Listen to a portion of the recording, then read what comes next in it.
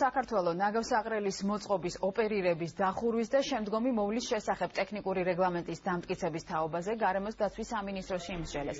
წარადგინეს სამინისტროს მიერ მომზადებული კანონპროექტი, რომლის მიზანია ადამიანის ჯანმრთელობაზე ნაგავსაყრელის თანმხლები უარყოფითი ზემოქმედების პრევენცია და შემცირება, ნარჩენების და ნაგავსაყრელისთვის მკაცრი საოპერაციო და ტექნიკური მოთხოვნების განსაზღვრა და ზედაპირულ და მიწისქვეშა წყლებზე, ნიადაგსა და ატმოსფერულ ჰაერზე ნაგავსაყრელის უარყოფითი ზემოქმედების შემცირება.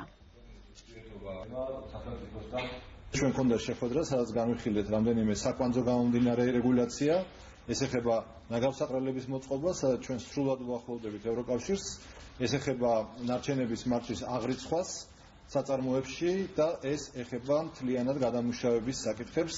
საბოლოოდ ამ რეგულაციების მიღების შედეგად ჩვენ არსებითად დაუახლოვდებით ევროკავშირის სისტემას და რა თქმა უნდა მნიშვნელოვნად შევამცირებთ დაბინძურებას ქვეყანაში.